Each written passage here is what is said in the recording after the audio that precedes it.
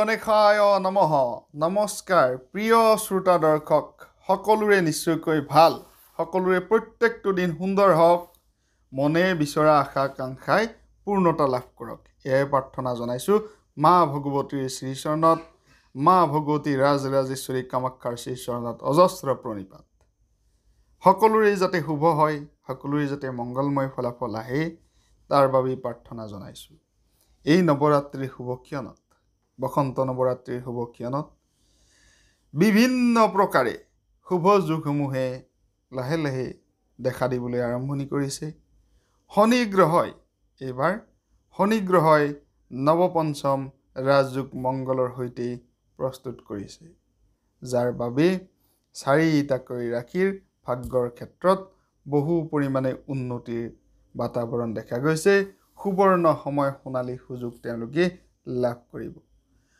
অৰ্থপ্ৰাপ্তিৰ যোগ ধন টকা ইত্যাদি লাভৰ যোগ বহু পৰিমাণে বৃদ্ধি পাইছে আমাক টকাৰ প্ৰয়োজন আছে বিভিন্ন ক্ষেত্ৰত টকাৰ যদি আজিৰ সময়ত টকা হাতত নাথাকে তেনেহলে শূন্য কোনো ব্যক্তিয়ে কেৰেপ নকৰে আপোনাক কোনো ব্যক্তিয়ে আপোনাক হয়তো খাতিৰ নকৰিব আৰু যদি আপোনাৰ হাতত টকা থাকে তেনেহলে আপুনি যিমানেই বেয়া কাম নকৰক কিয় বিভিন্ন ক্ষেত্ৰত হা সন্মান বিভিন্ন ক্ষেত্ৰত মৰ্যাদা প্ৰতিষ্ঠা ইত্যাদি পোৱা যায়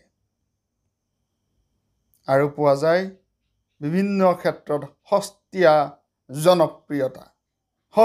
জনপ্ৰিয়তা টকা থাকিলেই পোৱা যায় গতিকে আমি সাধাৰণতে সস্তীয়া জনপ্ৰিয়তাৰ দৌৰত দৌৰিব বিচৰা ব্যক্তিও নহয় আৰু আমাৰ হাতত ইমান অজস্ৰ টকা পইচা নাই যি আমি সস্তীয়া জনপ্ৰিয়তাৰ ভিৰত দৌৰি ফুৰিম বিভিন্ন ক্ষেত্ৰত বিভিন্ন দিশে বিভিন্ন ধৰণৰ কথা আমি ক'বলৈ চেষ্টা কৰিম টকাৰ কথা এই কাৰণে উলিয়াইছো আমাৰ চেনেলৰ কিছু দৰ্শকে বিভিন্ন ধৰণৰ মই যেতিয়া ৰাজযোগৰ কথা কওঁ তেতিয়া মোক উল্টাই প্ৰশ্ন কৰে আপোনাৰ কি ৰাশি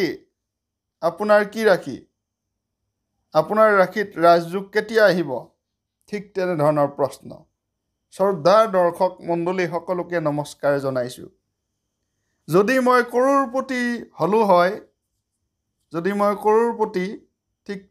কৰোৰপতি হলে কিন্তু মই এনেধৰণে ভিডিঅ' প্ৰস্তুত কৰি নাথাকিলো হয় সেয়া সৰ্বজন জ্ঞাত সৰ্বজন বিদিত যি ধৰণে ভাগ্যৰ ফল কৰ্মৰ ফল আহিব লাগে ঠিক তেনেধৰণেই আহিব কিন্তু তাৰ বাবে মই বিভিন্ন ধৰণৰ ক্লিক বেট লগাই ভুৱা চালি ভিডিঅ' প্ৰস্তুত কৰা নাই আজিলৈকে ক'ব পাৰোঁ বিভিন্ন ধৰণৰ আংবাং ভিডিঅ' মই প্ৰস্তুত কৰা নাই প্ৰকৃত জ্যোতিষশাস্ত্ৰৰ ওপৰত যি তথ্য ওলায় সেই তথ্য বিভিন্ন ধৰণৰ গৱেষণাৰ ওপৰত ভিত্তি কৰিহে ভিডিঅ'সমূহ বনাই আছো পাৰিলো হয় ৰাতিৰ ভিতৰত কৰোৰপতি হ'ব কোন এটা নেমু কাটি 5টা লং যদি হানি থৈ দিয়া যায় তেতিয়াহ'লে মা লক্ষ্মী প্ৰসন্ন হ'ব আৰু বিভিন্ন ধৰণে হঠাৎ অৰ্থপ্ৰাপ্তিৰ যোগ আহিব ইত্যাদি ভিডিঅ' আপোনালোকে দেখিব পাৰে কিন্তু মোৰ চেনেলত এনে ধৰণৰ ভিডিঅ' আপোনালোকে দেখিবলৈ নাপায় কাৰণ প্ৰকৃত সত্য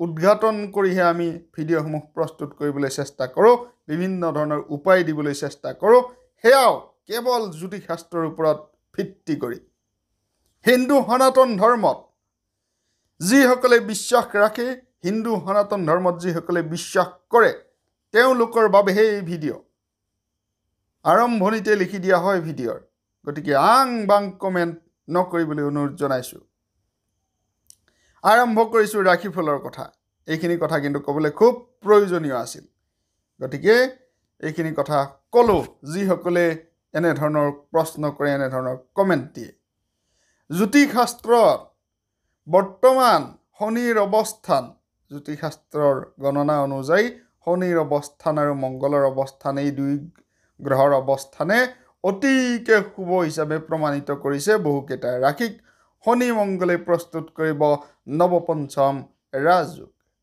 আৰু নৱপঞ্চম ৰাজযোগৰ ফলত জীৱনত বিভিন্ন প্ৰকাৰে অনেক ধৰণে শান্তি আহিব, সম্প্ৰীতি আহিব অৰ্থনৈতিক উন্নতি আৰু পাৰিবাৰিক উন্নতিৰ লগতে চাকৰি প্ৰাপ্তি, কৰ্মপ্ৰাপ্তি আদিৰ সম্ভাৱনাও বাঢ়িছে বহুকেইটা ৰাশিৰ।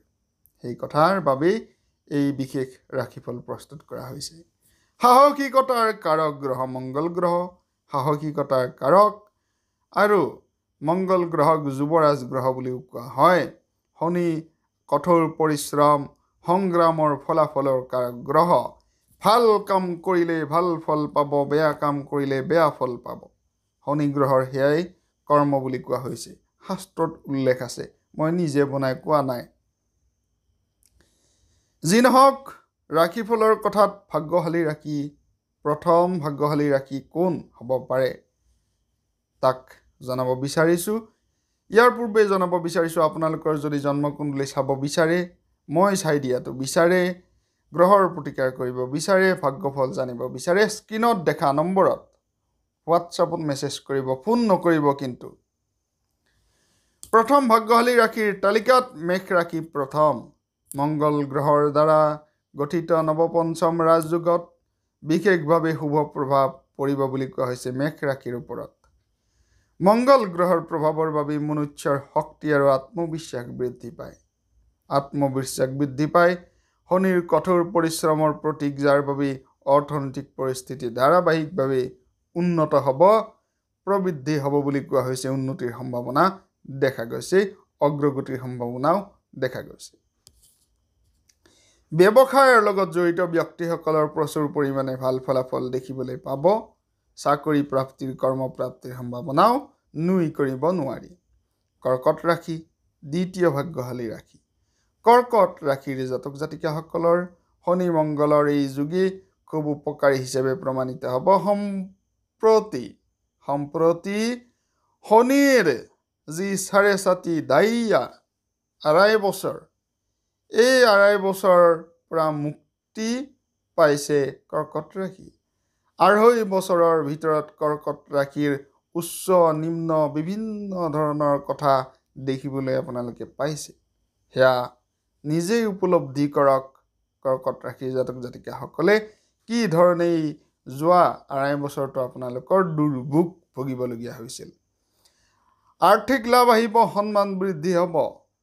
মংগলৰ প্ৰভাৱত কৰ্কট ৰাশিৰ জাতক জাতিকাসকলৰ আভ্যন্তৰীণ শক্তি বৃদ্ধি পাব, উন্নতি আহিব, মানুহৰ বাবে কাম কৰিব পাৰিব।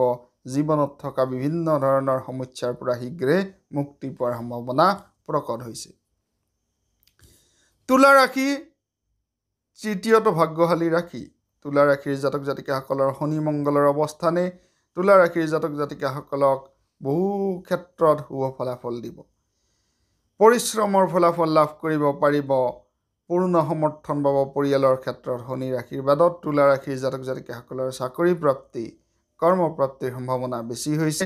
আত্মবিশ্বাস বাঢ়িব, বীৰত্ব বাঢ়িব, ক্ষমতা বাঢ়িব, আধিপত্য বিস্তাৰো কৰিব পাৰিব। ইয়াৰ লগতে যান বাহন, সম্পত্তি, মাটি ইত্যাদি লাভৰ সম্ভাৱনাও দেখা গৈছে। ঘৰ নিৰ্মাণৰ বাবে ভাল সময়। কুম্ভ ৰাশি 4 নম্বৰ ভাগ্যশালী ৰাশি, চতুৰ্থ ভাগ্যশালী ৰাশি। কুম্ভ ৰাশিৰ জাতক জাতিকাসকলৰ নৱপঞ্চম ৰাজযোগৰ ফলত খুবেই উপকাৰী। চাকৰিজীৱীসকলৰ পদোন্নতি, কাম কৰি থকা ব্যক্তিসকলৰ অৰ্থনৈতিক প্ৰাপ্তিৰ যোগ, বিভিন্ন ক্ষেত্ৰত লক্ষ্য উপাৰ্জন কৰিবৰ বাবে, লক্ষ্যৰ পিনে অগ্ৰসৰ হ'বৰ বাবে বিভিন্ন ভাল পথ আপোনালোকে পাব, যি পথে আপোনাক উন্নতি দিব, অগ্ৰগতি দিব। শনি মংগলৰ বাবে চাকৰি প্ৰাপ্তি, কৰ্মপ্ৰাপ্তিৰ সম্ভাৱনা বাঢ়িছে। বিভিন্ন ধৰণৰ ডাঙৰ ডাঙৰ চুক্তি সম্পাদন হ'ব পাৰে। ব্যৱসায়ীসকলৰ বাবে সম্পদ লাভ, সকলোৰে বাবে সম্পদ লাভ, বিভিন্ন ধৰণৰ ঘৰ, মাটি, বাৰী ইত্যাদি ক্ৰয়ৰ সম্ভাৱনা, লাভৰ সম্ভাৱনা বহু পৰিমাণে বাঢ়িছে। এই ৰাশিফল আপোনালোকক জনালোঁ। ভাল পালে শ্বেয়াৰ কৰিব ভিডিঅ'টো। ধন্যবাদ।